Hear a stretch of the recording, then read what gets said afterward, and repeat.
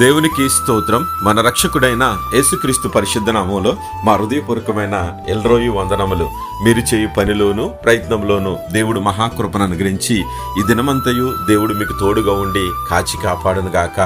ఈరోజు దేవుని వాగ్దానం సామెతల గ్రంథము 23వ అధ్యాయం 14వ వచనం. నీ ఆశ భంగము కానేరదు. ప్రియమైన దేవుని బిడ్డలారా, మన జీవితాల్లో కుటుంబంలో ఏదైనా కొరతలు ఉన్నప్పుడు, లోటు ఉన్నప్పుడు, ఇబ్బంది ఉన్నప్పుడు, దుఃఖం ఉన్నప్పుడు చాలా బాధ అనిపిస్తుంది.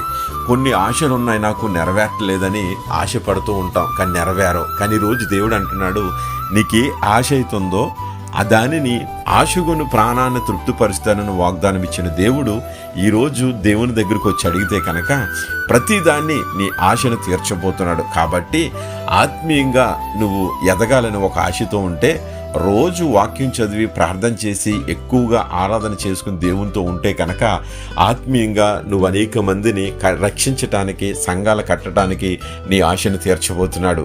కుటుంబంగా ఇదిగో నా బిడ్డలను చదివించుకోలేకపోతున్నాను అని నువ్వు ఆశతో ఉంటే కనుక మంచిగా చదివించాలని నీవు వాళ్లకు భయభక్తులు నేర్పుతూ వాళ్ళకి ఇవ్వవలసినటువంటి ట్రైనింగ్ ఇస్తూ దేవునికి ప్రార్థన చేస్తే కనుక దేవుడు నీ ఆశను తీర్చడానికి ఇష్టపడుతూ ఉన్నాడు.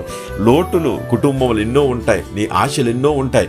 ఈ లోకంలో అనేకమైన ఆశలు ఉన్నాయి, కానీ నీ కుటుంబ పరంగా అభివృద్ధి, ఆత్మీయ పరంగా అభివృద్ధి నువ్వు కనుక ఆశపడుతూ దేవుణ్ణి అడుగుతూ ఉంటే దేవాతి దేవుడు ఎలాగైతే నేను ఇదిగో యొర్దాను దాటించాలని భక్తుడు ఆశపడినప్పుడు ఆయన ఆశను తీర్చాడు. ఎందుకో తెలుసా? పూర్తిగా దేవుడి మీద ఆనుకున్నాడు. దేవుడే నా భాగం అనుకున్నాడు, దేవుడే నాకు తోడున్నాడు అనుకున్నాడు, దేవుడు చేస్తాడు కార్యం అనుకున్నాడు. కాబట్టి ఆయన ఆశను తీర్చి యొర్దాను నదిని చీల్చి దాటించిన గొప్ప దేవుడు ఈరోజు నీ ముందు ఏదున్నా ప్రతి దాన్ని కూడా అణిచివేసి దానిని పక్కకు తప్పించి నువ్వు పొందుకోవాల్సిన ప్రతిదీ పొందుకునేటట్లు దేవుడు ఆశీర్వదిస్తున్నాడు.